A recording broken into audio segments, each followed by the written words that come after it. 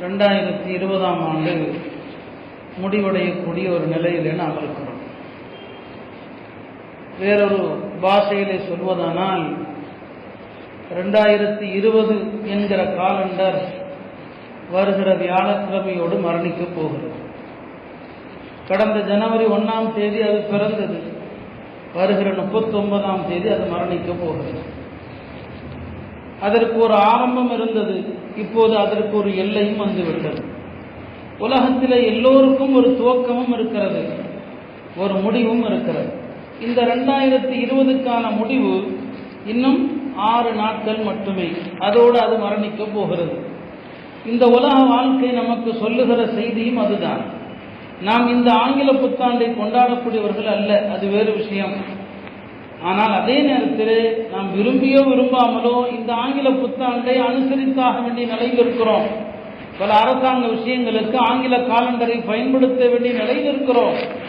அந்த அடிப்படையிலே நாம் இந்த ஒரு ஆண்டு முடிகிற போது நாம் கவனிக்க வேண்டிய சில விஷயங்களை நினைவுபடுத்துவதற்காக நான் இதை சொன்னேன். காலங்கள் ஓடுகிறது, தினமும் சூரியன் உதிக்கிறது, மறைகிறது.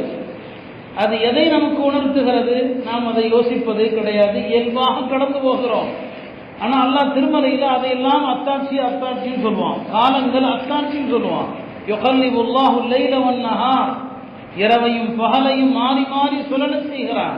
அறிவாளிகளுக்கு இதிலே அத்தாட்சி இருக்கிறது, அறிவாளிகளுக்கு இதிலே படிப்பினை இருக்கிறது என்று அல்லாஹ் சொல்லுவான்.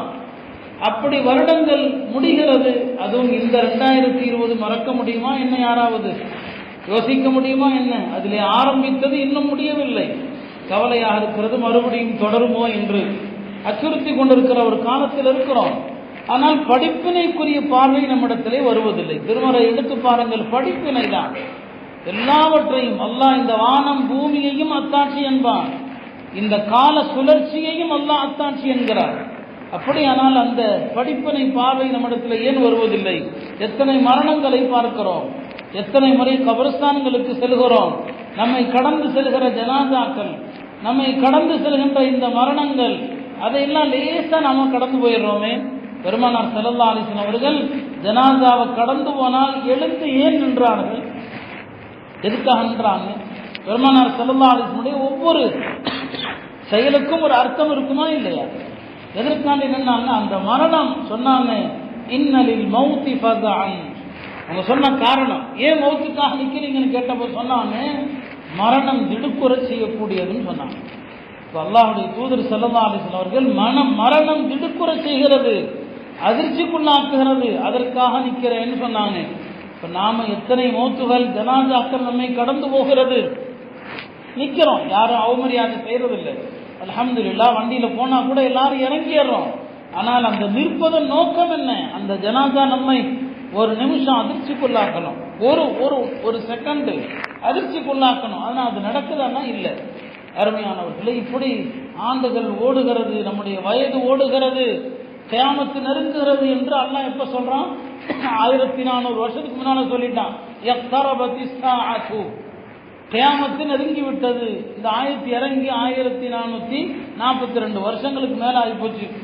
பெருமானாருடைய காலத்தில் ஆயத்து இறங்குது, கியாமத்து நெருங்கி விட்டது, வன்ஷக்கல் கமரு, சந்திரன் பிளந்து விட்டதுங்கிறான். கியாமத்துக்கு முன்னால சூரியன் சந்திரன் எல்லாம் அழியும். இத ஷம்சு குவ்விரத், சூரியன் சுருட்டப்படும். வைதன் நுஜூமன் கதரத், நட்சத்திரங்கள் உதிரும்.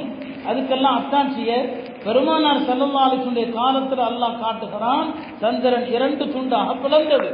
அதைத்தான் சொன்னா, இது இக்தரபத்தி ஸாஅ வன்ஷக்கல் கமர், கியாமத்து நெருங்குது. ஒவ்வொரு நாளும் கபரை நெருங்கி கொண்டிருக்கிறோம். ஆனால் ஏன் நம்மிடத்தில் அந்த படிப்பினை வருவது கிடையாது? 2020ஆம் ஆண்டு தந்த அந்த படிப்பினைகள் தான் நாம் இப்போது யோசிக்க வேண்டிய விஷயம்.